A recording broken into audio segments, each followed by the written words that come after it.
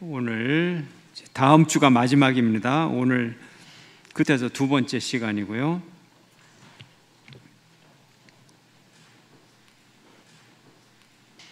자, 사도행전, 시간적으로는 사도행전이 중심이 되고 사도행전의 역사 속에서 이제 어느 도시에서 어디로 보내는 편지를 썼다. 그래서 그 쓴 편지를 이제 중간에 통독으로 읽고 이제 그런 식으로 지금 진행이 되는 거잖아요. 자, 그러면 지난주 본문 527페이지 한번 펴보세요.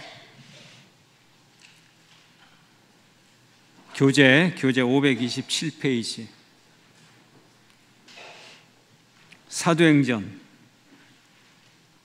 사도행전을 통해서 본 초대교회. 자, 먼저 맨 앞에 단계를 한번 보세요. 단계. 여기 단계. 앞에서부터, 위에서부터 1단계 형성기가 있죠. 사도행전 1장에서 7장. 지금 527페이지 하고 있어요. 여기 형성기. 그 다음에 8장에서 12장은 무슨 기라 그래요? 변혁기. 뭘 위한 변혁이에요? 밑에 설명이 있어요. 지금 앞에 형성기에서는 교회 구성원을 유대인으로 제한하고 이방인은 제외하고 예루살렘 교회예요. 예루살렘 중심에. 그 다음에 변혁기는요, 이방인들에게 이제 어떻게 할 거냐. 그래서 전 팔레스타인 중심이다. 그래서 8장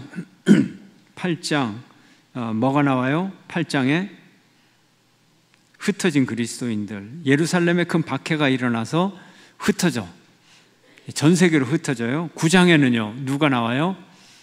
바울의 회심. 10장에는요 베드로의 환상. 자, 그래서 12장까지 변혁기, 그 다음에 13장부터는 확장기. 그래서 본격적으로 변혁기에서 이방인에게 선교문을 활짝 열고, 이제 확장기는 본격적으로 이방 선교를 시작하는 거예요. 자, 형성기의 주도 인물은 누굴까요? 형성기 맨 위에 1장에서 7장 주도 인물 베드로. 그 다음에 변혁기의 주요 인물은 누굴까요? 베드로, 그리고 사도 바울, 그리고 순교자들. 박해가 있어서 사마리아 전역으로 퍼져서 빌립, 베드로, 요한, 이런 사람들. 그 다음에 확장기의 주요 인물은 누굴까요? 사도 바울. 확장기 때 물론 우리 성경이 사도 바울 중심으로 사도행전이 그렇게 써져 있어요. 사도행전 누가 썼어요? 누가 썼다고요? 질문을 또 던지면 어떻게 답을 해야지. 누가라고요? 누가? 누가가 썼어요. 근데 왜 누가가 썼는데 바울 중심일까요? 누가는 사도 바울의 전도팀의 일원이었잖아요. 만약에 누가가 이런 가정은 반대되는 가정인데 베드로 선교팀의 멤버가 누가였는데 누가가 책을 썼다. 그러면 누구 중심으로 썼을까요? 베드로 중심으로 썼겠죠. 근데 물론 제가 왜 이런 얘기를 하느냐, 사도 바울이 이렇게 이방인 선교를 열심히 할 때 베드로는 뭐 했냐? 전도했을까요? 안 했을까요? 열심히 했습니다. 베드로도 엄청 열심히 했습니다. 기록이 안 남아서 그렇지. 이제 그런 오해를 하지 말라 이거죠. 사도 바울 혼자만 뭐 전 세계 선교 다 책임지고 한 거 절대 아니고 베드로도 열심히 했다. 베드로도 열심히 했다. 그래서 순교를 같이 하잖아요. 같이 합니다. 베드로하고 사도 바울하고. 자, 우리가 그러면 이 형성기 보면서 그냥 줄거리 한번 쭉 읽어보면 여러분의 머릿속에 확 각인이 됩니다. 소리내서. 주요 사건, 그러면 제가 주요 사건 제목을 읽을 테니까 여러분은 오른쪽에 갈색으로 되어 있는 제가 사도 선출 이렇게 읽으면 여러분은 유다를 대신할 사도로 마따디아를 세움, 요까지만 뭐 장절은 읽지 마시고 한번 쭉 한번 읽어보면 이제 입력이 될 거예요. 잊어버리더라도. 사도 선출 오순절 성령 강림, 베드로의 설교, 박해 시작, 아나니아와 삽비라 사건,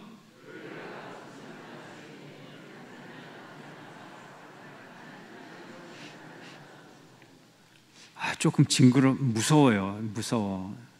그리고 아나니아 삽비라가 심판받아 죽는 것도 죽는 건데 베드로 야단치는 장면 한번 보세요.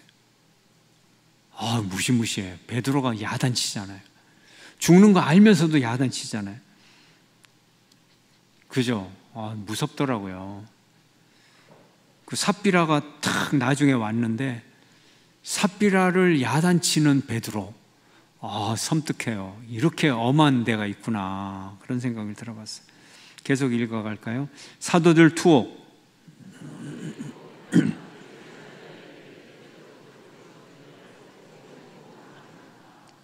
일곱 집사 선출. 스데반의 순교. 여기까지 준비가 됐어요. 스데반의 순교를 통해서 이제 박해가 일어나고 전 세계로 디아스포라로 퍼지게 됩니다. 흩어진 그리스도인들,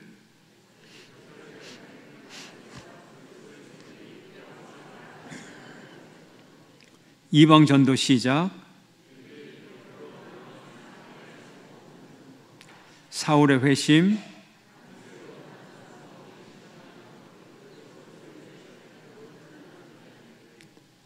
이방인 고넬료의 회심,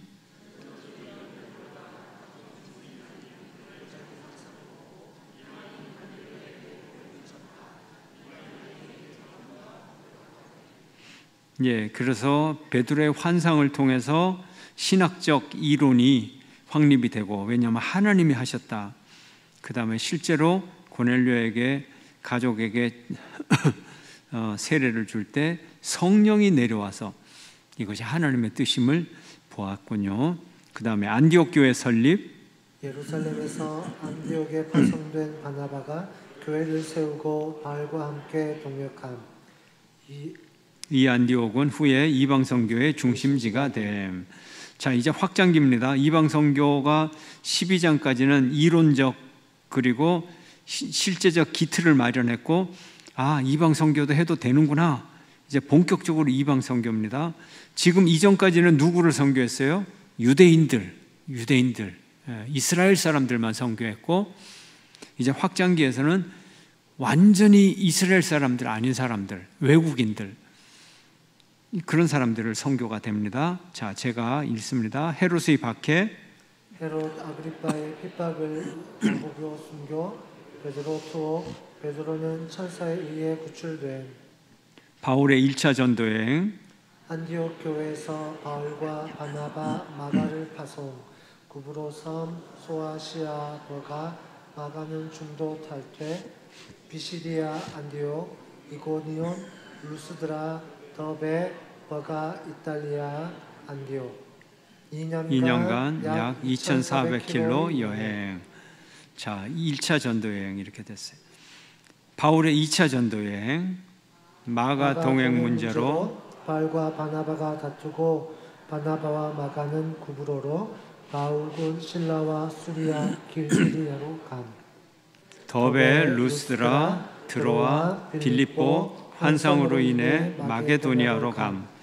데살로니가, 아덴, 에베소, 안디옥. 3년 반 동안 약 5,600km 여행. 바울의 3차 전도여행, 안디옥 교회에서 갈라디아, 부르기아를 둘러 에베소로 감. 아볼로의 전초 위에 바울이 교회를 세우나 소동으로 인해 마게도냐로 감. 고린도, 마게도냐, 드로아, 밀레도, 예루살렘에서 유대인들의 음모로 체포된. 예, 이제 3차 전도 여행을 마쳤고 예루살렘으로 가서 유대인들의 음모로 체포가 됩니다. 체포돼요. 자, 그런데 지금 3차 전도 여행으로 가서 체포되고 이제 바울의 로마 여행, 예루살렘 가이사라로 가서 가이사 앞에 호소하여 로마로 호송되어 약 2년간 감옥 생활함. 호송된 기간과 감옥 생활의 전 기간을 바울은 전도의 기회로 삼았기에 이 로마 여행을 4차 전도 여행이라고도 함. 바울의 2차 투옥과 순교. 예, 바울의 2차 투옥과 순교는 성경에 명시적으로 나와 있지는 않고 우리가 후대 서신을 통해서 이제 흔적을 우리가 발견을 하고 바울이 잠시 석방되었는데 다시 박해가 오면서 투옥이 되고 순교되었다, 순교했다 이렇게 볼 수가 있습니다.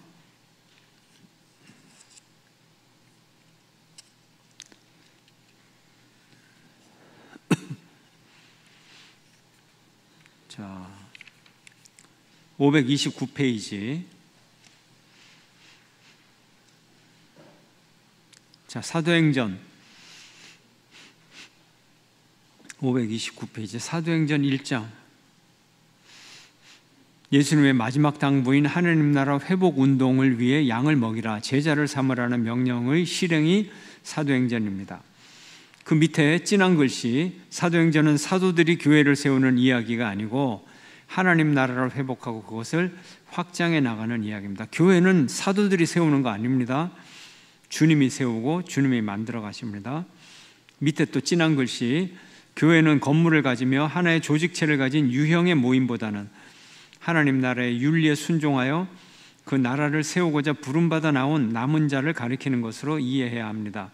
이것이 예수님이 세우신 교회입니다. 예수님은 제도화된 조직으로 종교를 창설하신 것이 아닙니다. 사도들이 전파하며 이루어 나가야 하는 것이 예수님이 종교를 창설했다는 것을 전파하는 것이 아닙니다. 하나님 나라의 백성으로 제자를 세우는 것이 사도로서 그분의 교회를 세우는 일인 것입니다. 이것이 제자 삼는 일이요 그분의 양을 먹이는 일입니다. 제자 삼는다, 양을 먹인다. 여러분 부담되죠?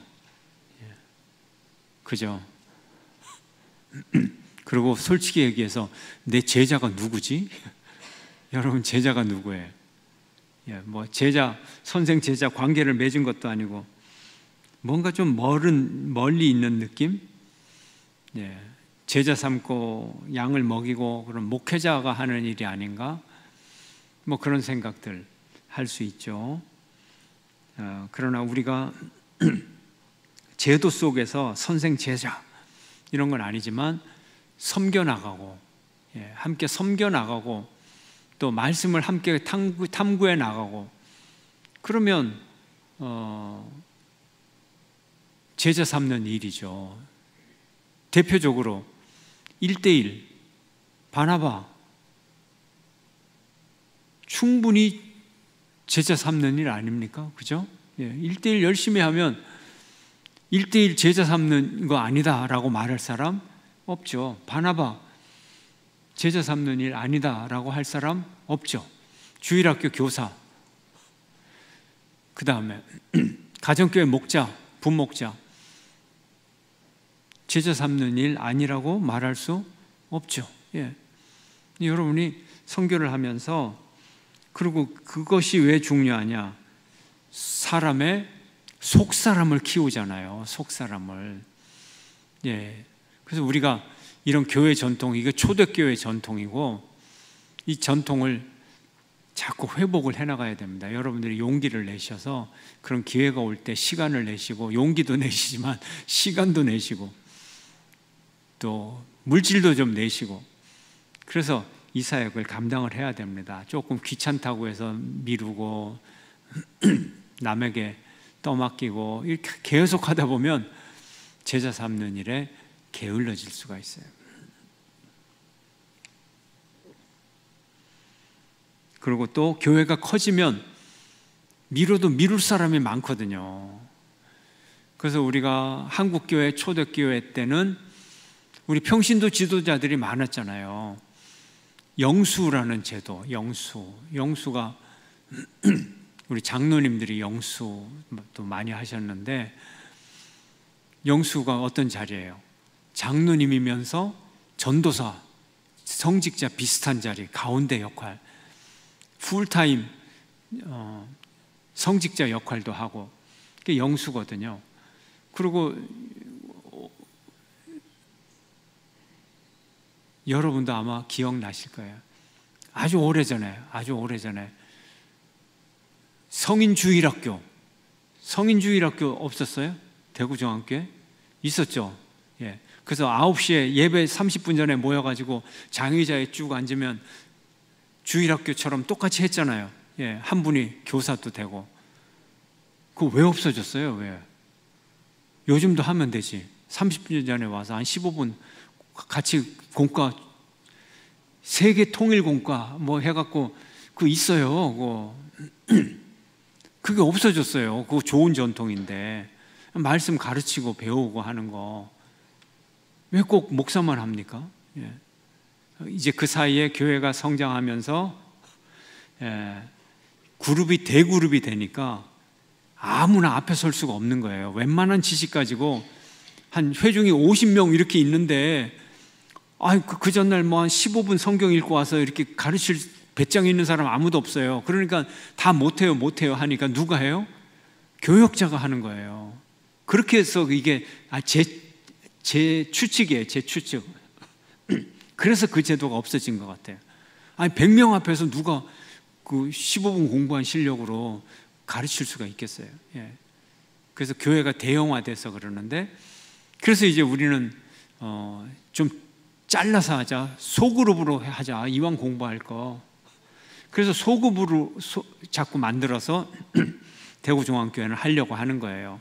소그룹으로 하려고 하다 보니까 일꾼들이 더 많아야 되고, 더 많은 사람이 헌신하게 되는 장점이 있고, 그러면 또 제자 삼고 양을 먹이는 일을 각자가 하고, 그걸 또 이어받아서 또 하고, 그렇게 가능한 거죠. 그래서 하여튼 그런 정신으로 하려고 노력을 한다 하는 거예요. 그래서 여러분들이 용기를 내시기를 바랍니다. 제자 삼고 가르치고 양을 치는 일, 모든 사람이 하는 일이다. 모든 사람이 할 수 있는 일이다. 그리고 우리가 문화로서 소그룹으로 모여서 말씀의 주제가 되고 은혜 받은 게 주제가 되어서 화제거리를 만들어 나갈 수 있다. 이게 은혜로운 생활 아니겠어요? 그죠? 예, 꼭 화제가 돈 버는 일, 뭐 건강, 뭐 이런 것만, 자식 교육, 뭐 이런 것만 화제가 돼야 됩니까? 은혜 받은 걸 갖고 화제를 삼고 하면 이게 하나님 나라를 확장해 나가는 사업이 되겠죠. 예. 이런 정신, 사도행전의 정신이다 하는 겁니다. 쭉 나가죠. 다 읽었으니까 이제 오늘 본문인데, 예, 그래도 539페이지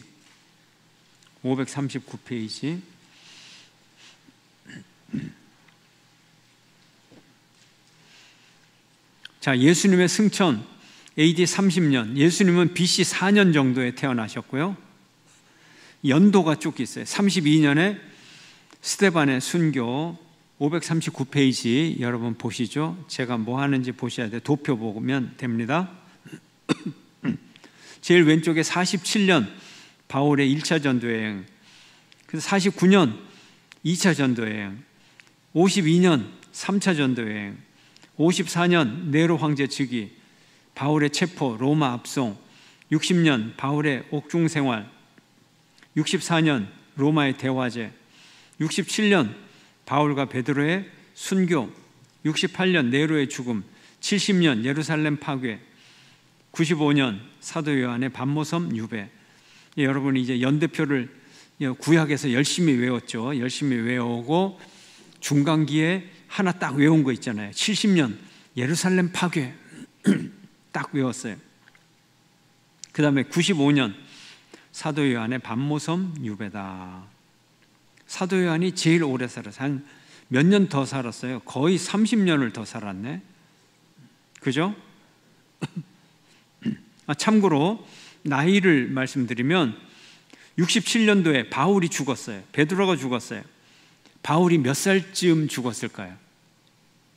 바울의 나이, 죽었을 때, 순교당할 때 대략 60세다 이렇게 보고 있어요.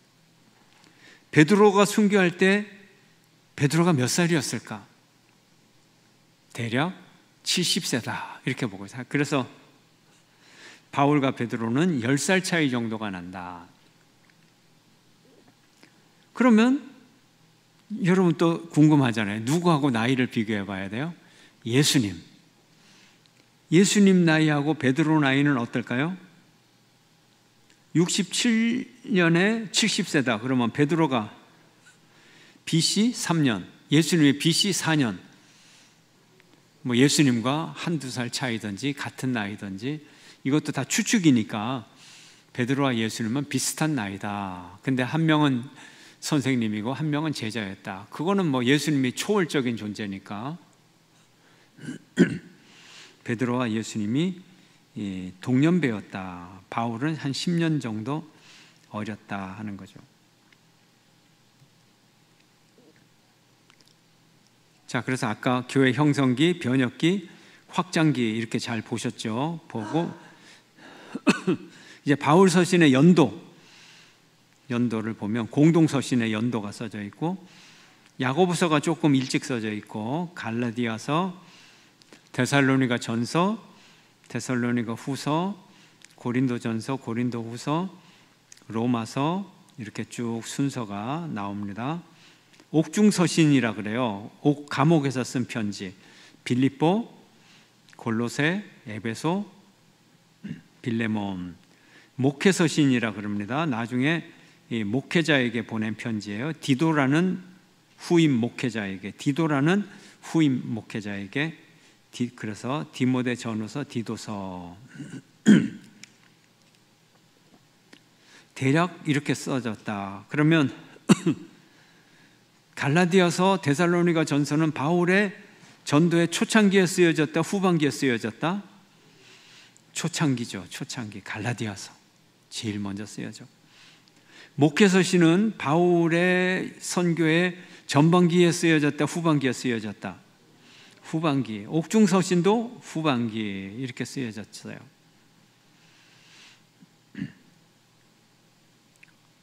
그리고 이 편지가 쓰여졌던 장소는 어떻게 추측을 할 수 있을까?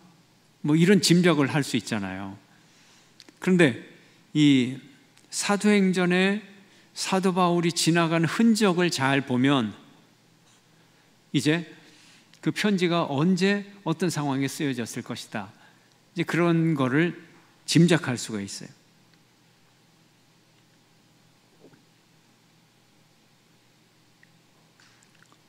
순서대로 제가 이제 이런 질문을 하나 던집니다. 여기 이제 바울 서신 부분 가운데 한번 보시고 갈라디아서, 데살로니가 전서, 후서가 있고 고린도 전서, 고린도 후서가 있어요. 자, 요거 놓고서 이제 반드시 그런 건 아니지만 상식적으로 추측하는 방법, 상식적으로 2차 전도 여행 때 데살로니가에서 전도를 했어요. 그리고 박해가 심해져서 도망치듯이 남쪽으로 와서 아테네를 오고 아덴에 하고 아덴 옆에 있는 고린도 교회에 오게 됐어요. 그런데 그러면 데살로니가 교회에 그때 문제가 생겼어요. 그러면 데살로니가 전도하고 쭉쭉쭉쭉 가다가 고린도에 왔는데 고린도에서 데살로니가 교회에 문제가 있어서 편지를 썼어요.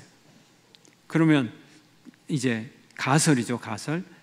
고린도 교회에서 데살로니가 교회에 편지를 썼다. 이렇게 되죠. 이게 말이 되죠. 그런데 데살로니가에서 전도를 하는데 고린도에는 가지도 않았어. 그런데 데살로니가에서 고린도 교회를 향해서 편지를 쓸 수 있나요, 없나요?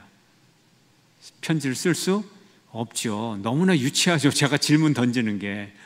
그래서 여러분도 이제 이 연도와 장소를 잘 보시고 내용을 보시면, 꼼꼼히 읽으시면 대신학자 못지않게 이게 편지가 어디서 썼을 것이다, 용기 있게 가설을 세울 수 있을 겁니다. 있을 거라는 용기를 주었지 실제로 하라는 얘기는 아닙니다. 그래서 여러분들이 책을 읽으면서 어떻게 이런 걸 알지? 나는 10번을 읽어도 이거 안 보이는데. 그런데 다 그런 상식적인 수준 안에서 가설을 세우고 이제 찾아보면 증명이 될 수가 있어요. 자, 544페이지.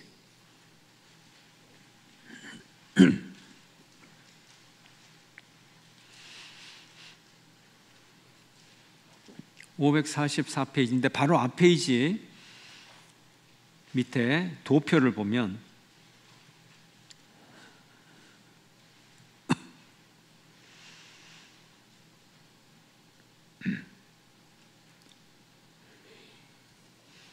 먼저 여기 중요한 내용이 있네요. 자, 사도 바울의 선교 전략. 교회 후원을 어때? 자비를 들여서 충당하는 자비량 선교였다. 단독으로의 선교가 아니고 팀을 이루는 팀 미션이었다. 그 다음에 이방의 문화를 최대한 존중하되 그 이방 문화에 따라 선교 전략은 바꾸어도 결코 복음의 본질을 변질하거나 왜곡시키지는 않았다. 자, 우리가 이 점을 좀 잘 봐야 되고요. 1차 전도여행의 요약. 약 47년에서 49년, 약 2년 동안 했고, 동반자 바나바와 마가, 요한이 동반을 했고,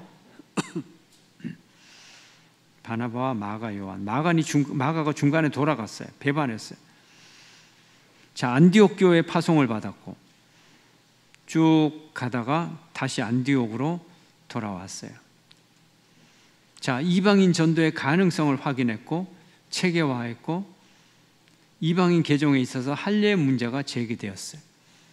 그래서 예루살렘 교회에 가갖고 회의를 열어요. 이걸 공의회라 그러는데 회의를 열어서 결정을 하게 됩니다. 다음 페이지. 지도를 잘 보시고요. 1차 전도여행의 지도입니다. 2차 전도여행이 한 5,000km 왕복이 되면 지금 1차 전도여행은 앞 페이지에서 2,200km 정도다 이렇게 나와 있어요. 자, 시리아의 안디옥에서 시작을 해가지고 이제 살라미, 바보, 키프로스 섬, 구브로라 그러죠. 구브로 섬에 가서 이제 버가, 밤빌리아, 안디옥, 이거는 비시디아 안디옥이라 그래요. 여기는 수리아 안디옥이라 그러고 이제 쭉 돌아서 다시 돌아왔다. 1차 전도 여행은 소아시아 지방, 여기 지금 아시아에 있는데 여기 소아시아 지방만 전도를 했어요. 지금의 어느 나라예요? 여기가 터키예요. 소아시아 지방 터키.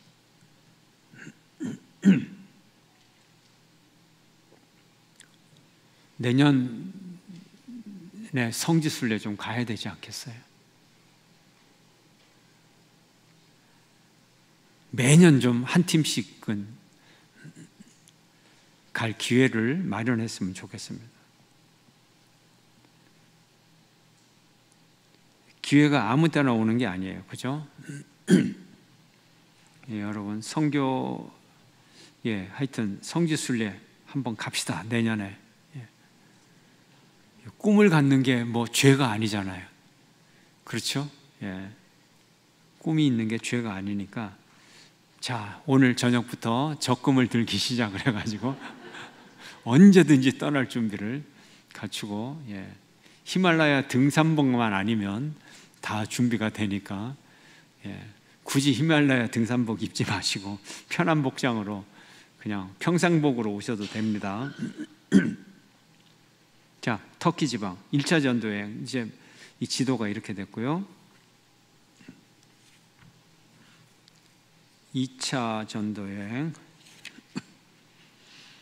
552페이지.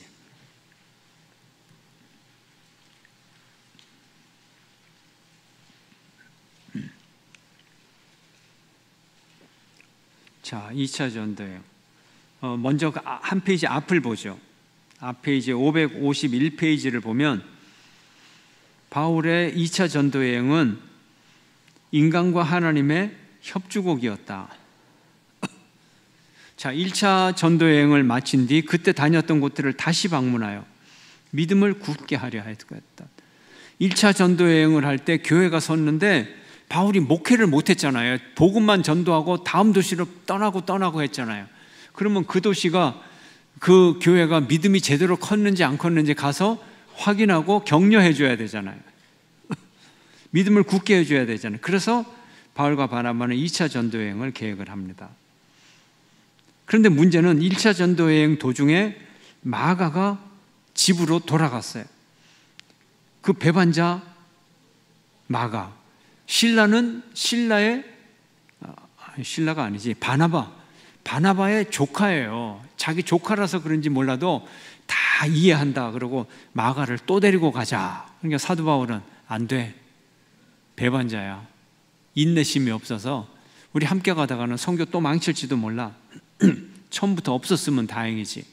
그래서 의견이 다투어져서 바울과 바나바는 결별하고 바울은 신라와 함께 2차 전도여행을 떠납니다. 바나바는 조카 마가와 함께 또 전도여행을 떠납니다. 그리고 2차 전도여행 중에 더베와 루스드라에 이르러 누구를 영입을 하죠? 디모데. 어머니는 유대인, 아버지는 헬라인 디모데. 디모데의 문제는 뭐예요? 뭐가 문제죠? 디모데? 반은 이방인이고 반은 유대인이잖아요. 그럼 어떻게 해야 됩니까? 디모데가. 근데 원래는 어떻게 돼요? 이방인들 할례를 꼭 받아야 돼요? 안 받아야 돼요? 받아야 돼요? 안 받아야 돼요? 안 받아도 돼요. 할례는 유대교의 예식이에요. 유대교의. 그런데 이제 기독교가 유대교로부터 완전히 독립선언을 했어요. 그전에는 유대교인지 기독교인지 정체성이 분명하지 않아가지고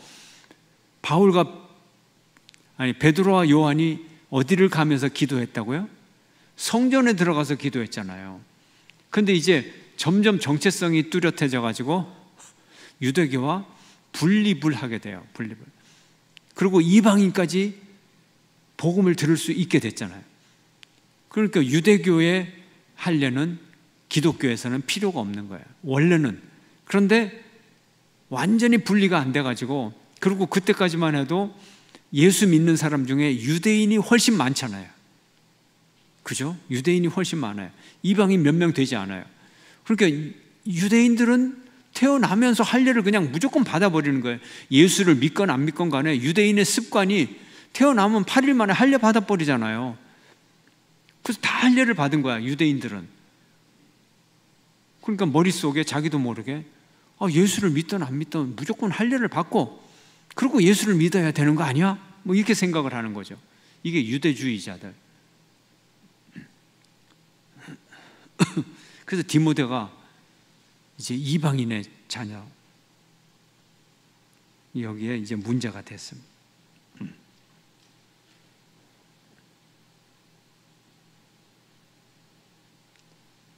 자, 2차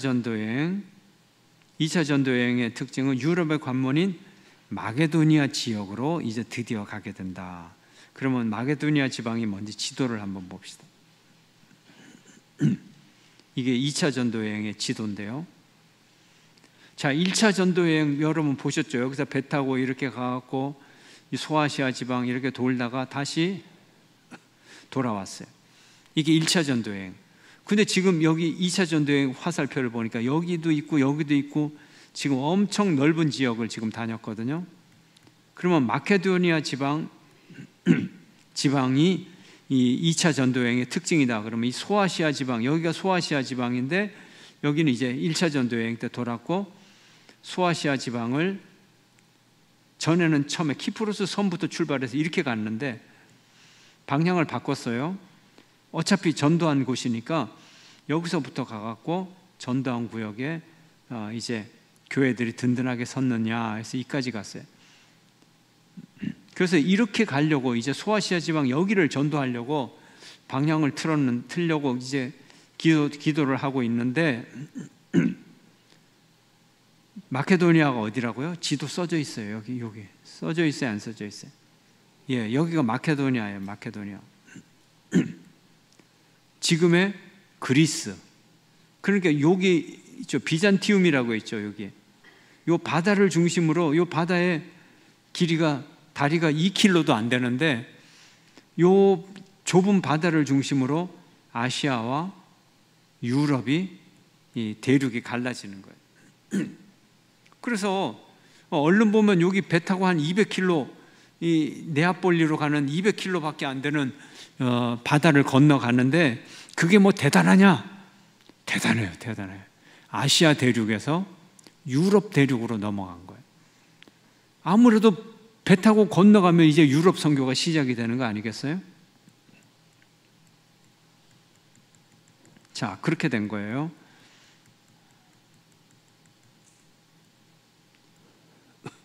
자, 드로아에서 환상을 봅니다. 환상의 내용이 뭐예요? 마케도니아 사람이 와서 뭐라고 합니까? 어서 와서 우리를 도와달라. 뭘 도와달라는 거예요? 구원의 복음을 전해달라는 거죠. 그래서 이쪽으로 가려고 하다가 포기를 하고 방향을 바꿔서 이제 이쪽으로 갑니다. 그래서 네아폴리를 지나서 그 이름도 유명한 어디를 가게 돼요? 빌립보. 빌립보 안식일날 기도할 처소를 찾다가 빨레토에서 사람들이 기도하는 모습을 보고 누구를 만나요? 그 이름도 유명한 자주장사 루디아를 만나요. 그래서 루디아를 중심으로 빌립보 교회가 형성이 되고 이제 교회가 세워지게 돼요. 근데 문제는 전도 잘하는데 뭐가 생겨요? 점치는 여종 하나를 귀신을 쫓아내 주니까 점을 칠 수 있나요, 없나요? 점을 못 쳐요. 그런데 이 점치는 소녀가 돈을 얼마나 많이 벌어다 줬는지 주인이 한 명이 아니에요. 주인이 여러 명이에요. 동업을 해요. 근데 영업은 누가 혼자 하고 있어요? 점치는 소녀 혼자 영업을 하는데 주인이 여러 명이란 말이에요. 얼마나 돈을 많이 벌었으면 여러 명이 동업을 할까요? 문제가 생기죠. 영업에 차질이 생기니까 뭐라 그래요? 고발을 하죠. 고발을 해가지고 우리 영업을 다 망쳤다고 하니까 고발을 당하면 그냥 감옥에 얌전히 쳐넣습니까? 여기 계세요. 그렇게 합니까? 아니면 그 당시 상황 어떻게 했을 거예요? 너 이방인이 와가지고 어디 이 도시에 와가지고 함부로 그러면서 그냥 폭행을 당하고 직사게 맞고 감옥에 갇히죠. 감옥에 갇혀서 사도 바울과 실라가 뭘 했어요? 여러분이 잘 아시는 한밤중에 찬송을 불러서 옥문이 열리고, 그래서 옥문이 활짝 열렸는데 도망가요, 안 가요? 안 가요. 그래서 간수가 어때요? 다 알죠.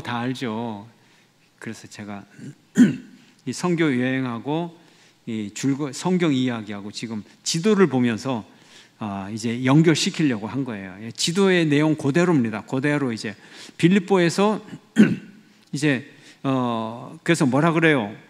감독관을 불러가지고 처음 나온 얘기, 이제 사도행전에서 처음 나오는 얘기. 내가 로마 시민이다. 이제 딱 나오는 거예요. 그랬더니 간수장이 어때요? 부들부들 떨면서 로마 시민을 재판도 안 하고 막 폭행을 가했으니 이제 큰일 났어요. 그래서 뭐라 그래요?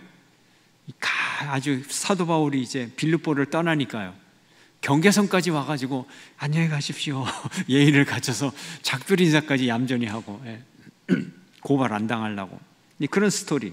그리고 어디를 가요? 데살로니가. 쭉 이제 내려가는 게 아볼로니가, 데살로니가, 베레아. 그래서 베레아 사람을 가니까 베레아 사람은 어때요? 신사적이라서 그런 얘기가 나오죠. 그 다음에 어디를 가요? 아테네까지 쭉 내려가요. 아테네까지 내려가는 이유는 뭔가요? 베레아에서 전도하는데 데살로니가에 전도를 하고 나서 데살로니가 전도가 너무 잘 되니까 유대인들이 화가 나가지고 사도 바울을 죽이겠다고 그냥 눈에 불을 켜고 그냥 찾아와가지고 사도 바울이 그냥 가만히 있지 않아요. 여러분, 복음 전하는데 위기가 찾아오면 도망가야 돼요, 안 가야 돼요? 예? 도망 안 간다고요? 제가 욕 좀 할까요? 미련하게서 도망가야 돼요. 도망가야 돼요. 왜 가만히 있어서 죽음을 당합니까? 예. 숨고, 빨리 숨고, 그래야 돼요. 숨고. 숨고. 북한에서 공산당 핍박이 있을 때 목사님들 잡으러 오고 그러면 뭐 뒷간에도 숨고 뭐 산으로도 도망가고 정말 산에 있는 여우굴 같은 작은 굴에도 들어가고 그렇게 숨었어요. 숨어야죠. 숨어야죠. 왜 죽어요? 사도 바울 도망갔어요. 어디까지? 아테네까지. 아테네. 성경에서 뭐라 그래요? 아덴. 아덴에서 전도하죠. 너희들이 알지 못하는 신도 있는데 그 알지 못하는 신 중에 하나님이 계시다. 그분이 천지를 창조하시고 전도를 합니다. 그리고 그 옆에 있는 어느 도시를 가요? 아테네 옆에 고린도를 갑니다. 고린도. 쭉 이제 이게 2차 전도예요. 고린도, 갱그레아, 스파르타. 지금 가면 뭐가 있을까요? 교회 있을까요? 회당은 있는데 교회는 드물어요. 터키를 가면 교회 건물이 있어요. 교회 건물. 그리스의 마케도니아 지방은 교회 건물이 없어요. 유적으로는. 터키에는 있어요. 아까 소아시아 지방. 에베소에 가면 교회가 여러 개가 있고 많이 있어요. 그거 참 신기하죠?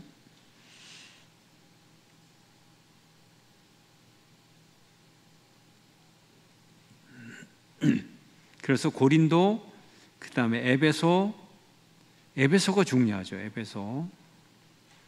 그 다음에 밀레도 해서 가이사랴, 예루살렘에 도착해서 다시 다메섹, 시리아로 돌아옵니다. 선교 본부가 안디옥이니까. 사도 바울의 선교 본부는 안디옥입니다. 수리아의 안디옥입니다. 자, 2차가 이렇게 끝납니다. 2차 전도 여행의 특징은 마케도니아 지방 전도다. 유럽 전도가 시작이 되었고 실제로 유럽 전도를 했다 하는 겁니다. 553페이지 지도 오른쪽 페이지를 보면 진한 글씨가 있어요. 그리스도인은 오히려 더 적극적으로 세상을 향하여 나아가 그 세상의 시대 정신을 주도하며 세상에 그리스도의 문화를 심어야 합니다. 이 구절에서 초대교회 시절의 이방인들은 그리스도인들은 천하를 어지럽히는 자들이었습니다. 영어 성경에는 These that have turned the world upside down 이라고 했습니다. 세상을 뒤집어 엎는 사람들이란 뜻입니다. 월드, 세계를 upside down 뒤집어 버려요. 완전히 엎어버렸다. 그리스도의 문화로 세상 문화를 바꾸어 놓았다는 말입니다. 신약에 구별된 삶은 바로 이런 변혁적 정신을 가지고 그리스도의 복음을 시대 정신으로 삼을 수 있는 패기 있는 삶을 말합니다. 그 삶은 바로 예수님의 삶입니다.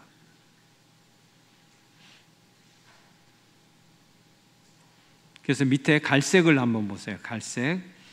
베레아 사람들은 신사적이고 날마다 성경을 상고하고, 또 밑에 그 두 번째 갈색, 사도행전 17장 24절 25절, 바울은 이방 헬라인들을 향한 설교에서 우주, 세상, 인간을 지으신 창조주 하나님만이 참된 신임을 강조한 성경적 세계관을 가리킵니다. 예, 이제 다음 페이지입니다. 554페이지. 데살로니가 전후서. 데살로니가 지도를 보면 알죠? 빌립보 다음에 도망가서 도망가서 전도한 도시 데살로니가. 데살로니가는 마게도니아의 수도였어요. 수도.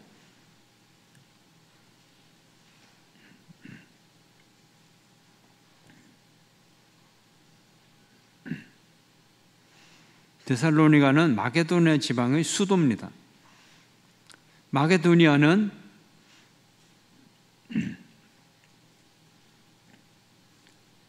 에게해 동쪽에 위치한 지금의 그리스 지역입니다.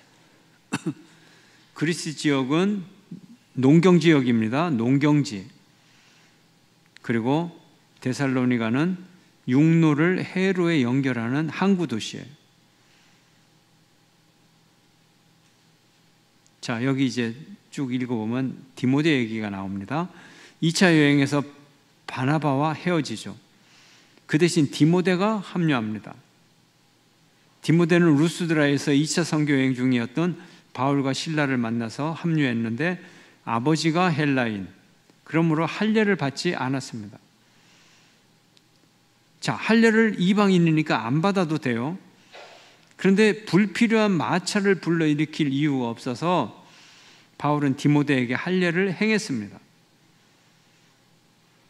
이거 가지고 자꾸 싸우다 보면 해도 되고 안 해도 되는 건데 이거 갖고 싸우다 보면 복음을 전도를 못해요. 그래서 사도 바울이 한 발자국 양보를 해서 디모데에게 할례를 받게 했습니다. 환상 중에 마게도니아로 건너와서 우리를 도우라는 마게도니아 사람의 호소를 듣기 전까지는 순조롭게 진행됐습니다. 그러나 이제 세 사람은 왜 세 사람인가요? 바울과 실라와 디모데, 빌립보로 갔고 감옥에 갇히고 이제 쭉 이 얘기가 계속이 되죠. 자, 이게 빌립보 교회 이야기면서 이제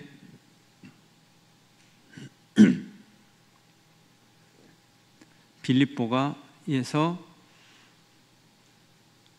자 데살로니가로 갑니다. 유대인의 회당을 찾아 세 차례의 안식일에 데살로니가인에게 성경을 강론했습니다. 적지 않은 귀부인을 포함한 유대인들과 헬라인들이 이 말씀을 듣고 믿습니다. 세 차례, 3주일, 3번 안식일에 회당에 가서 전했는데 많은 사람이 믿었어요. 자, 화가 나죠. 시기하고 격노한 다른 유대인들. 바울 일당으로 하여금 반대에 앞장서게 됩니다. 그래서 이 사람들이 어디까지 쫓아가요? 그 아랫도시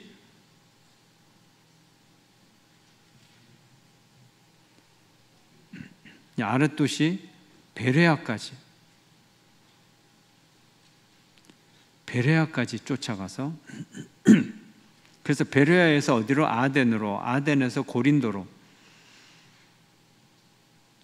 AD 51년경 고린도에 머무르고 있을 때 바울은 어느 교회 편지를 써요? 데살로니가 교회에 첫 번째 편지를 써 보낸 것입니다. 이제 이해가 되시죠? 데살로니가 교회 전도하고 도망쳐서 왔는데 교회 이야기를 듣고 필요한 목회적 내용을 데살로니가 교회에 썼다. 그건 어디서 썼느냐?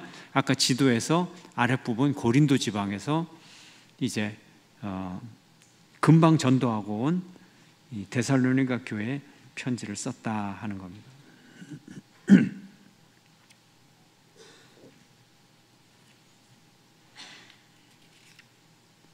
그러면 3차를 한번 보겠어요. 3차.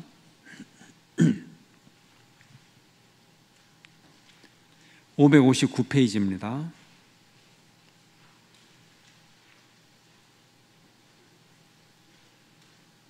(559페이지) 3차 전도의 요약, 53년에서 58년, 약 6년. 길어요. 아까 1차와 2차는 대략 몇 년씩 했어요? 2년씩 했어요. 2년. 1차는 거리가 짧은 2200km 정도, 2차는 거리가 긴 5500km, 3차도 거리가 긴 5500km 정도, 4500, 5500. 그리고 3차 전도 여행의 특징은 길어요. 기간이. 왜 길까요? 여러 군데를 다니면서 충분히 전도를 했어요. 머물 수 있는 곳에서 머물러 가면서 이제는 교회를 새로 전도한다기보다는 든든히 세우는 일에 열심을 기해서 에베소에서 3년을 있으면서 두란노 서원에서 2년간 말씀을 강론하고, 그러니까 기간이 6년으로 길어질 수밖에 없습니다. 동반자가 누구냐? 누가? 디모데. 자, 주요 사역이 뭐냐? 2차 전도지 몇 교회를 방문하고 굳게 했다. 복음을 굳게 한다는 거 굉장히 중요합니다. 에베소 두란노 서원에서 2년간 말씀을 강론하고 고린도 전서와 로마서를 기록했다.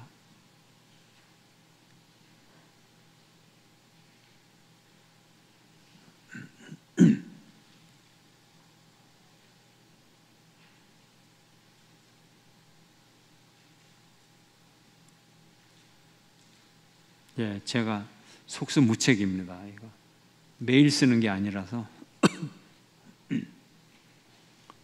잠깐 좀 오실래요? 김경복 집사님. 말로 해도 되고요. 559페이지.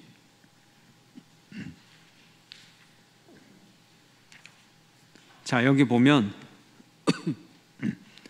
여러분 아까 그림 2차 전도여행하고 비슷해요. 비슷하죠? 비슷해요. 가는 도시를 보면 비슷한 경로로 쭉 갔어요. 그래서 빌립보까지 똑같이 가고 데살로니가, 베레아 쭉 내려오고 아테네, 고린도 딱 왔어요.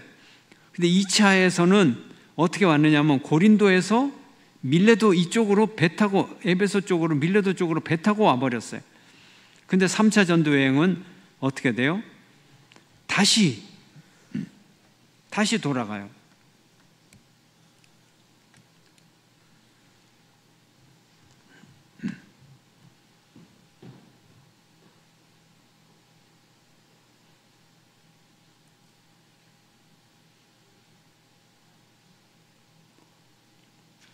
자, 2차와 3차의 차이는, 2차는요 이렇게 왔어요. 쭉 와가지고 유럽으로 가고 쭉 전도를 하고 다시 이쪽으로 와가지고 여기서 돌아왔어요. 이렇게.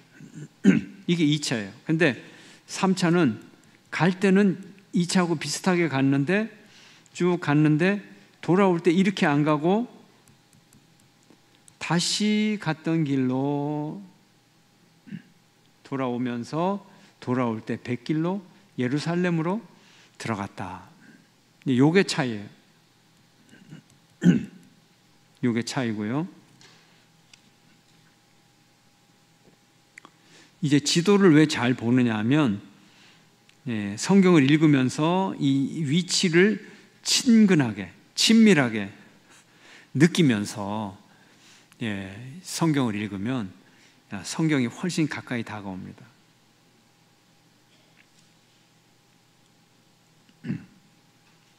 우리가 또 성지순례도 가서 직접 그 도시를 보고 나서 또 성경을 읽고, 또 빌립보에서 데살로니가로 가고, 그러면 그 거리라든지 시간이라든지 이걸 우리가 머릿속에 그림을 그릴 수 있잖아요. 그러면 바울의 여정이 훨씬 친근하게 느껴집니다. 제가 오늘은 이제 성지순례 바람을 막 팍팍 넣고 있는데 꿈이라도 꿉시다. 꿈이라도. 그리고 성지순례가 세 가지 중요한 곳이 있잖아요. 이스라엘하고 이스라엘, 이집트, 이스라엘 같은 지역이죠. 그 옆에 있는 요르단 이 지역이 있고, 그 다음에 그리스 지역, 지금 마케도니아 지역이 있고, 그리고 소아시아, 터키 지역이 있어요. 그런데 신약 배경은 이제 그 마케도니아 지방은 거리는 멀지만 그 단체 성지순례 할 때는 그냥 차 타고 그냥 쫙 하면서 한번 봐요.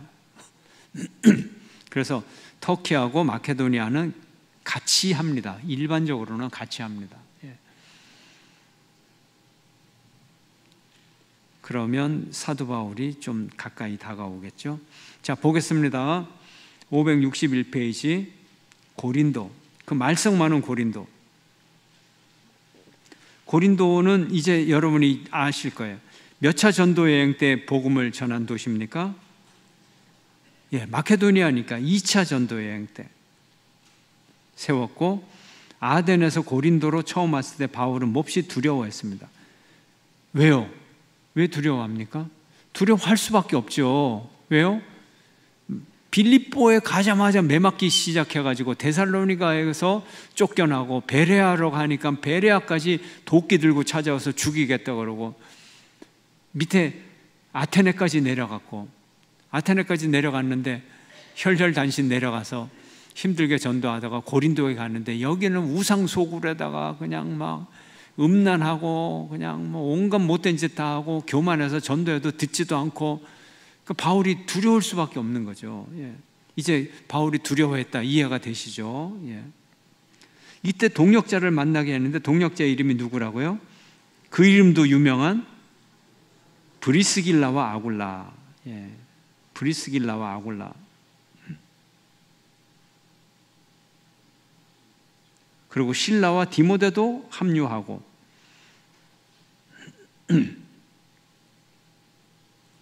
그리고 꽤 오래 전도했어요. 1년 반 동안 이방인에게. 고린도 사람들 이방인이잖아요. 그래서 고린도 교회를 세우게 되었습니다. 고린도는 어떤 도시냐? 이 반도를 고린도가 있는 반도를 펠로폰네소스 반도라고 해요. 일반 역사 시간에 배웠었을 거예요. 펠로폰네소스 반도. 펠로폰네소스 반도에 그 유명한 어떤 나라가 있어요? 스파르타. 맞죠? 아닌가요? 맞아요, 맞아요. 있어. 여기 지도에도 써져 있네요. 3차 전도예요. 이 펠로폰네소스 반도에 스파르타가 있고, 대륙에 아테네가 있고, 뭐 이런 거 일반 역사에 나오는 이야기 참고하시기를 바랍니다. 그리고 타락한 도시, 그리고는 이제 배 타고 어디를 가요? 에베소를 가요. 에베소에 가서 몇 년을 머물러요? 고린도를 떠나 562페이지 가운데입니다. 562페이지 위에서 한 4분의 1 정도 에베소로 가서 몇 년 머물러요? 3년간 머물러요. 고린도에 1.5년, 에베소에 3년. 뭐 이렇게 이러니까 이제 3차 전도 여행이 6년이 되는 거예요. 에베소, 헬라인과 같이 지적 자만심.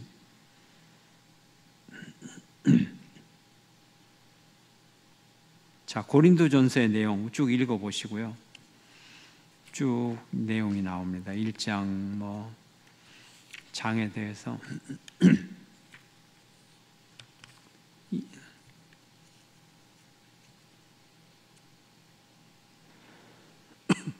자, 고린도 교회의 몇 가지 문제점.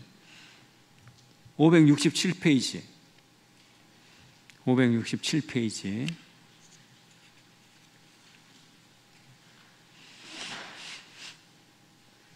567페이지 보면 15장 부활장이라고 써져 있는데 고린도 교회의 문제점을 요약을 해놨습니다. 첫째, 분쟁이 있었다. 분쟁. 그 두 번째, 바울의 사도권에 도전했다. 셋째, 음행의 문제. 또 교회의 문제를 불신자에게 송사했다.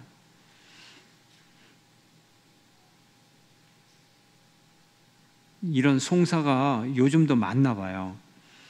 근데 판사님들이 당황스러운 게 뭐냐 하면 재판할 것도 아닌 걸 갖고 재판을 하는 거예요. 예, 재판. 근데 그 판사님이 교회 장로님이야. 그러면 너무 저 이런 거 갖고 재판을 했냐? 예, 그런 일이 많다는 거예요. 그래서 근데 고린도 교회가 그렇게 했어요. 불신 그것도 불신 재판에게 송사를 했어요. 또 결혼의 정결성, 타락한 도시니까 결혼의 정결성에 대해서 가르치고 우상의 제물. 그 당시에 고기는 거의 100% 우상의 제물로 바쳤다가 시장에 나오는 거예요. 예. 그 풍습이 그렇다는 거예요. 아예 헬라 풍습이 고기를 잡으면 무조건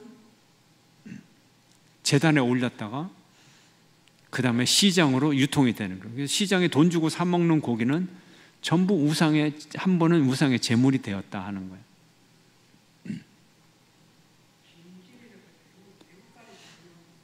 예.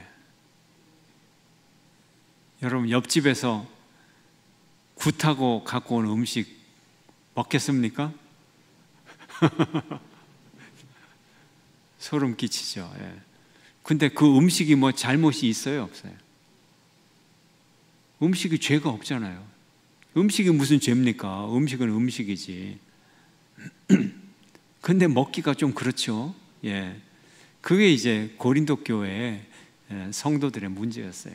고기를 먹자니 우상의 제물이고 안 먹자니 고기를 먹고 싶고 그런 얘기예요. 그래서 바울이 한 얘기가 뭐예요? 먹어도 된다. 그런데 자기는 뭐 한다고요? 안 먹겠다. 예. 자기는 안 먹겠다. 근데 이유가 중요해요. 뭐 때문에? 믿음이 강한 사람 때문에, 약한 사람 때문에? 믿음이 약한 사람 때문에. 믿음이 약한 사람이 사도 바울이 우상 제물을 먹었네. 그러면 시험에 빠질까 봐 차라리 안 먹겠다. 그러나 먹어라. 먹어도 된다. 그 다음에 예배의 질서. 은사발휘, 은사. 어떤 은사가 더 힘이 세냐, 어떤 게 더 좋으냐, 뭐 이런 거. 그래서 절대 그런 게 아니다, 은사는. 그 다음에 예배의 질서. 성찬식 할 때도 그렇고, 먼저 온 사람들이 음식 잘 싸와가지고 자기들끼리 배 터지게 먹고 말이지. 예배 시간에 있는 그 사랑의 예배 후에 있는 사랑의 만찬에도 빈부차가 있어야 되느냐, 뭐 이런 여러 가지 얘기들을 하고 있습니다.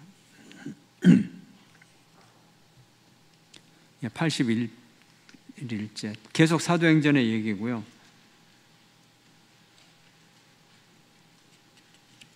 그래서 여러분들이 이 교재를 읽고서 또 성경을 읽으면 성경에서 그냥 한번 이렇게 슬쩍 지나가는 이야기, 디도가 소식을 갖고 왔을 때, 그러면 이게 디도가 무슨 소식을 언제 어떻게 갖고 왔어? 그게 연결이 안 되잖아요.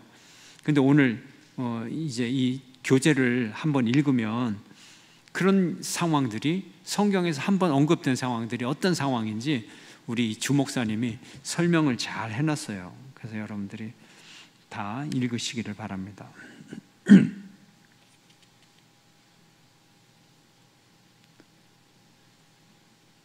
자, 로마서 571페이지.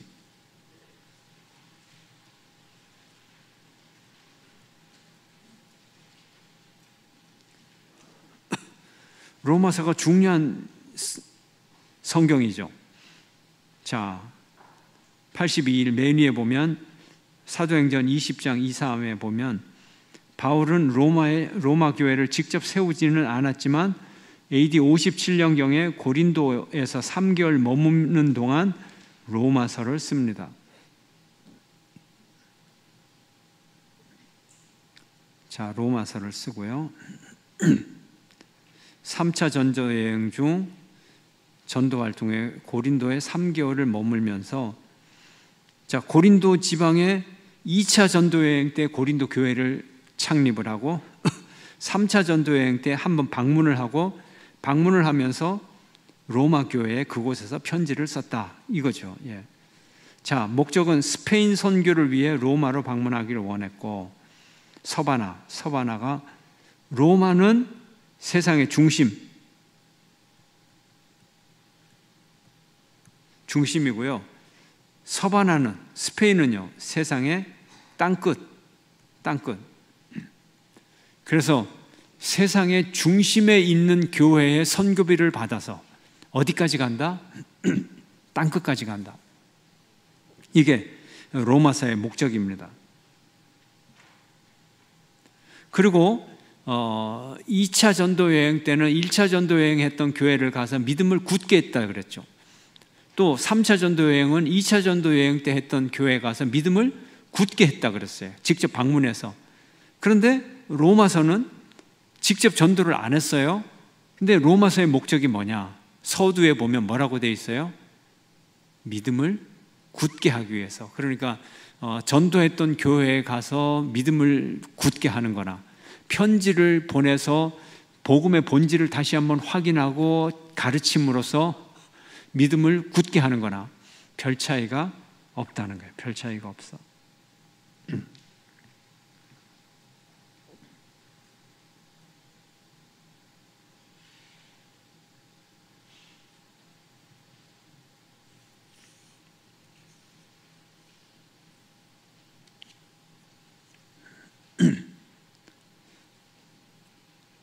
브리스길라와 아굴라가 원래 어디 교회 출신입니까?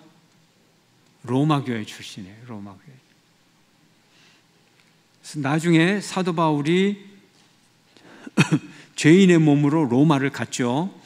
그리고 잠시 석방을 당했다 그랬죠. 그러고서 전도를 했다 그랬죠.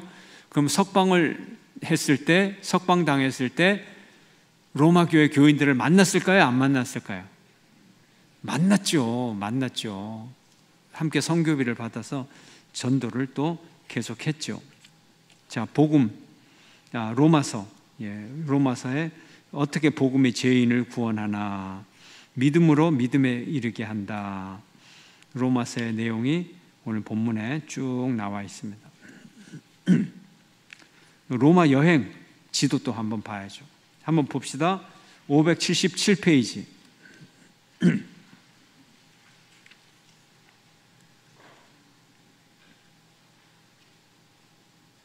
자, 576페이지 보면 요약이 있어요. 바울의 로마 여행 약 3년이 걸렸어요. 로마로 가는데도 3년이 걸렸어요. 왜냐? 예루살렘에서 붙잡히고 나서 로마 황제의 재판을 신청을 했는데 곧장 간 게 아니고 이스라엘에서 그냥 요즘 말로 내비두는 거예요.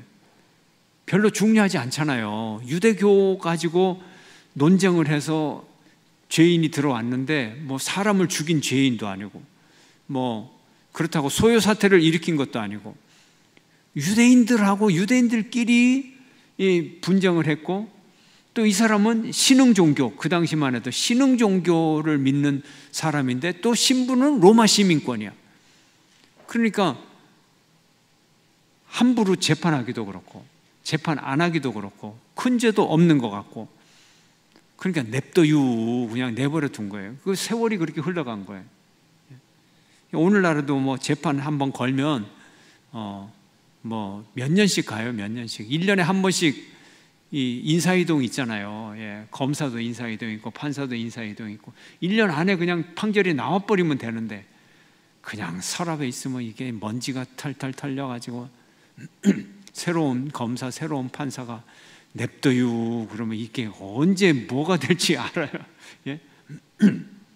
그동안에 재판하는 사람들은 골병만 드는 거죠. 골병만 들어. 예. 바울이 그랬어요. 바울이. 아니 배 타고 그냥 가면 돼요. 몇 개월이면 가죠. 아무리 풍랑이 일어도. 3년 걸렸어요. 로마 가는데 3년. 동반자가 누구냐? 로마 군인들과 죄수들이었다. 총독 베스도가 주요 사역이 뭐냐? 총독 베스도가 로마로 송환토록 명령했고 시돈에서 친구들의 대접을 받고 베닉스로 가는 중에 유라굴로 광풍을 만났으나 기적적으로 살아나고 멜리데 섬에서 독사에게 물렸지만 살아나고 2년간 로마에서 연금 상태에 있으면서 복음을 전파했습니다. 의의가 뭐냐? 의미는 제국의 수도 세계의 중심 로마에 복음을 전파하고 복음의 세계 전파에 기틀을 다졌다. 로마를 전도해야 된다는 거예요. 세계 중심. 그래서 여러분이 지도를 한번 봅시다.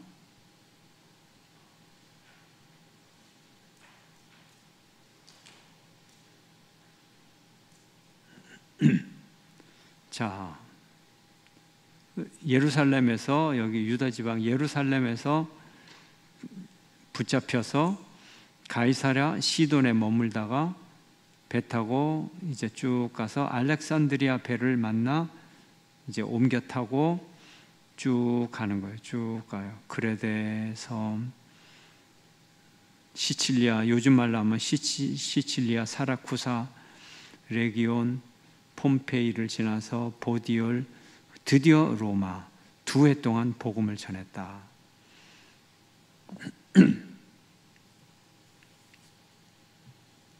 바울의 수감 생활. 그러면 연금이 뭐냐? 연금 생활이 뭐냐 하는 거예요. 바울의 수감 생활을 한번 보겠어요. 사도행전 21장 27절에서 28장 31절까지 첫 번째 장기 투옥. 바울이 이방인을 성전 영내로 데려온 것을 착각했어요. 예루살렘의 유대인들의 오해 때문에 고발을 당해서 왔어요. 로마 시민권자였기 때문에 예루살렘 폭도들로부터 로마 당국의 보호를 받고 그 보호로 가이사랴로 이송이 되었어요. 로마 총독 벨릭스 앞에서 또 베스도 앞에서 또 아그리빠 왕 앞에서 신문을 받은 후에 바울은 로마로 이송되었습니다. 자, 로마로 향하는 항해길, 죄수의 신분으로 심장부 로마를 향해 복음을 전하는 모습, 바울의 신분과는 달리 구원자의 모습이 드러납니다. 당당한 모습이 드러납니다. 자, 가이사랴에서 그레데로 죄수의 신분으로 떠나는 로마행. 그래서 로마행은 죄수로서 가는 것이다. 죄수로서 가는 것이고, 그 다음 페이지 갈색 글씨를 보면 유라굴라, 광풍, 뭐 여기 에피소드들 여러분이 성경을 통해서 읽을 수 있습니다. 유라굴라, 광풍, 절망에서 구원으로, 멜리데 섬에서 사망에서 생명으로, 로마에 도착한 바울, 셋집에서 보내는 2년. 마지막 생애, 체포되고 로마로 이송되고, 근데 이제 전승에 의하면 바울이 잠시 풀려나서 마게도냐에 가서 선교 사역을 더할 수 있도록 허락을 받았습니다. 마게도냐가 어디예요? 아까 마게도냐, 아까 빌립보, 데살로니가, 아테네, 고린도, 이런 데 지역 마케도니아, 거기 가서 전도를 했다는 거죠. 다시 체포됐어요. 로마에서 재수감되었고 로마 외곽에서 참수를 당했다고 합니다. 형장이 베드로가 거꾸로 매달린 형장과 바울이 참수당한 형장이 같은 형장이에요. 같은 장소에서 순교를 당했습니다. 그래서 구금 상태에서 580페이지를 보면 옥중서신이라고 그러죠. 구금 상태에서, 로마의 구금 상태에서 어떤 서신을 썼다고요?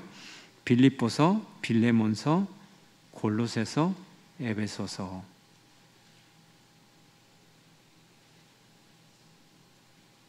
이것을 옥중서신이라고 합니다. 자, 빌립보서. 빌립보시 아까 마게도니아에서 첫 번째 선교한 도시예요. 자, 빌립보서에 대해서도 교재에서 설명을 잘 하고 있어요. 알렉산더의 아버지였던 빌립 2세가 세운 도시, 로마의 식민지였다. 로마의 식민지였다. 쭉 읽어보시면 되고요. 이 교회는 특징이 뭐예요?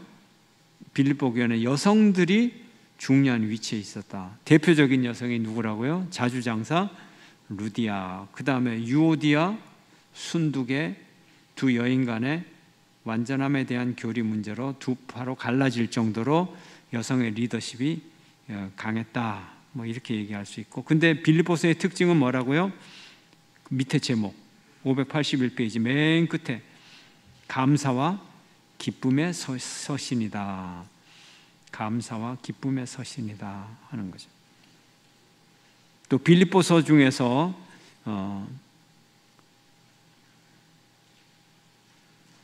초대교회에서 예식문으로, 초대교회 예식문으로 가장 많이 쓰여졌던 성경 내용이 있어요. 빌립보서 2장 5절에서 8절 말씀. 한번 같이 읽을까요? 583페이지. 잠깐요, 잠깐. 오늘 어디까지죠? 오늘 이거 끝나야 되지. 예. 빌립보서 2장 5절에서 8절, 583페이지. 한번 함께 읽습니다. 시작. 너희 안에 이 마음을 품으라. 곧 그리스도 예수의 마음이니 그는 근본 하나님의 본체시나 하나님과 동등됨을 취할 것으로 여기지 아니하시고 오히려 자기를 비워 종의 형체를 가지사 사람들과 같이 되었고 사람의 모양으로 나타나사 자기를 낮추시고 죽기까지 복종하셨으니 곧 십자가에 죽으심이라. 아멘. 자, 빌레몬서 584페이지. 빌레몬서의 특징은 뭐예요? 노예 제도. 노예. 오네시모, 도망친 노예 오네시모를 받아들여라. 자, 그런 얘기고요. 골로새서. 지금 무슨 서신을 지금 하고 있어요? 지금 옥중서신. 그죠? 옥중서신은 가장 나중에 썼죠. 그죠? 가장 나중에.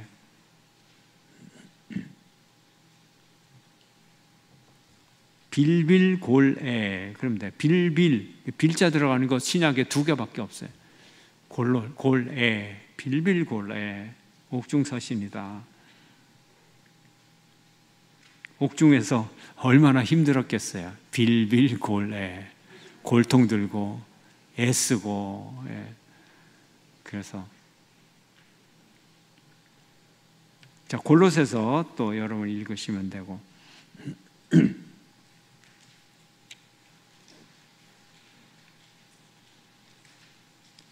자, 초대교회 문제점은 여기 지나가는 문장으로 한 문장으로 되어 있는데 지금 요 한 문장 안에 초대교회 문제점이 다 들어 있어요. 여러분이 한번 볼 때가 어디냐? 자, 586페이지 가운데 부분, 딱 가운데. 바울은 로마 옥중에 에바브라라는 죄수와 함께 갇혔습니다. 586페이지 가운데. 이 죄수는 아마도 바울이 에베소에서 3년간 사역하는 중에 개종하고 골로새 교회까지 세운 것 같습니다. 에바브라를 통해 골로새에 뭐가 생긴 것을, 이단이 생긴 것을 알았습니다. 아마도 당시 이단 그러면 딱 여기서 나오는 몇 개 중에 하나예요. 예. 뭐가 있어요? 지금 우리 주 목사님이 뭘 썼어요? 아마도 뭐 유대주의, 그 다음에는요 영지주의, 또 뭐예요? 금욕주의, 그 다음에 천사숭배, 또는 이런 것들이 막 혼합된 이단, 이런 것들이 많이 퍼졌어요. 유대주의, 유대주의는 예수를 믿어도 할례도 받아야 되고 율법도 지켜야 되고 유대인처럼 그대로 하고 나서 플러스 예수를 믿어야 된다, 이런 얘기예요. 율법주의가 유대주의. 영지주의는 그리스 사상에 의한 금욕주의, 천사숭배 사상. 그래서 이 이론들 중에 상당수의 공통점은 그리스 사상에서 온 이단이 많다. 근본적으로 육은 악하고 하나님은 선한데 서로 접촉할 수 없다는 것을 주장합니다. 그래서 지금 밑에 있는 거는 그 당시 철학사상 중에 하나입니다. 여러 철학사상이 있는데 그 중에 일부를 하나를 그냥 써놨어요. 여기에 하나님으로부터 거룩한 존재가 유출이 되고 거기서부터 두 번째 거룩한 것에서 덜 거룩한 것이 유출되고 여기서 또 더 덜 거룩한 것으로 유출이 되고 이런 식으로 쭉쭉쭉쭉 내려와서 가장 천하고 속한 인간의 육체, 이것이 가장 덜 거룩한 육체인데 예수님이 이런 단계까지 내려온다면 내려오겠냐, 뭐 이런 거. 근데 여러분 몰라도 되잖아요. 하여튼 그래요. 별 얘기가 다 있어요. 별 얘기가. 그러나 기독교 사상은 아니고 그리스 사상을 가지고 자기식으로 막 얘기하는 거 있어요. 우리가 일상생활에서 보면 뭐 좀 잘난 척하는 사람 있잖아요. 자기는 유불선을 다 안 되나?